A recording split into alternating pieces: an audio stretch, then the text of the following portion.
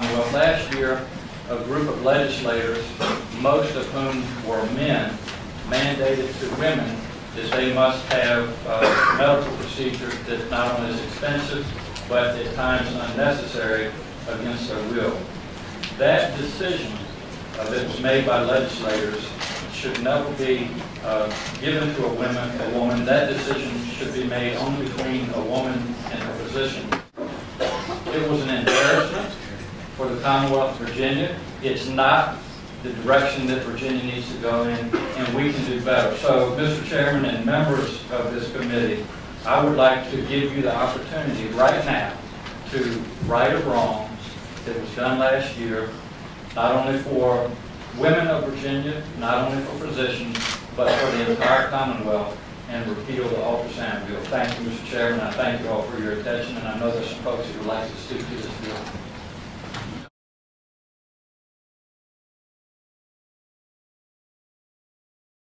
It's an insult to us all. I speak not only as a physician, but also on behalf of the vast majority of Virginia's women when I ask that you support the repeal of the ultrasound law. Thank you.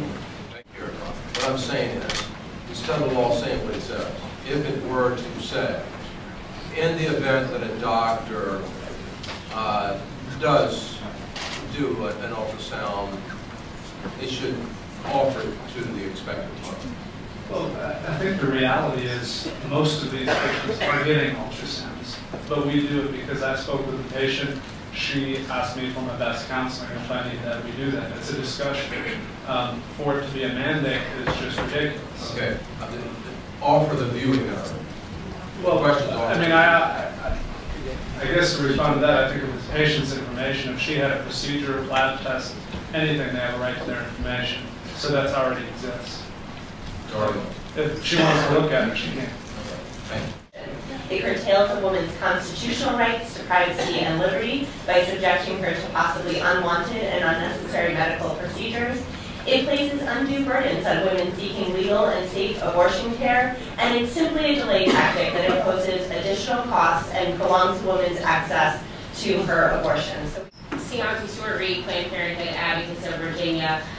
In difference to my other colleagues who like to speak, I just like to say that as a representative of healthcare providers, that they are practicing the best medical practices that they know at the time, which means that the General Assembly and these laws should not intrude upon their doctor-patient relationship and providing the services that they believe are required at the time. And it's not about informed consent. Patients are already given detailed information about their pregnancies, and women already have access to all the information they need to make an informed decision. What this is about is legislators who do not know a woman's personal circumstances, standing in judgment of her decision and setting up significant roadblocks to her constitutionally protected right to an abortion.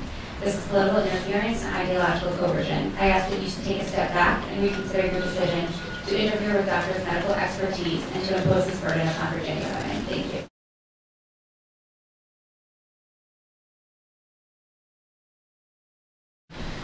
Our concern is that we want women to have the best information possible. An ultrasound is not an unusual test in the case of pregnancy. In fact, pregnancy carries the term, as has been spoken, have multiple ultrasounds. We don't see it as invasive, and we just want women to make the best decision possible for themselves and have all the best medical information possible in the protection of life. Thank you. Law.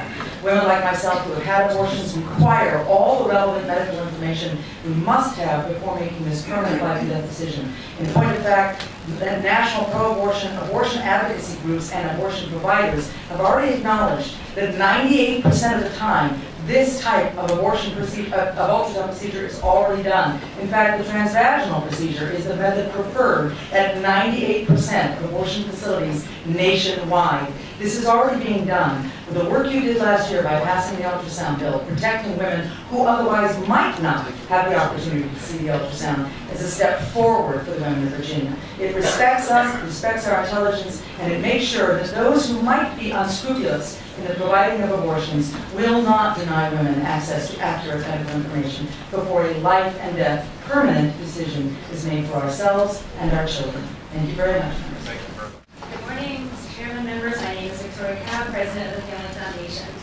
Despite all the arguments you've heard from proponents about repealing a good law passed just last year, no one has talked about the real reason they opposed this law. Virginia's law now allows women the opportunity to see their unborn child prior to making an irreversible, life-altering decision. While ultrasounds were already standard protocol prior to the legislation, abortionists were hiding the picture from women to prevent the possibility that a woman might change her mind and reduce profit. The twin of the womb is powerful, and no matter the choice of a woman, it allows for a more informed choice and less regret. Ultimately, this bill is about requiring an abortionist to offer an opportunity to see a picture. No matter the choice, whether a choice that I would make or not, every woman deserves as much information as possible so that she can make her choice with knowledge and live with less regrets and less second guessing. Thank you. Yes, just closing points and just to follow up on what the last speaker said. I think to say that a doctor would withhold information in order to increase their profits is truly insulting. And I would hope that you would apologize for that statement. All right, the bill is now in the bosom of the committee. What is the pleasure? Moved and seconded that the bill be referred. Yes, Senator Newman. Substitute motion bill UPDI. Moved and seconded that the bill be PBI. Any unreadiness? Clerk will call the roll.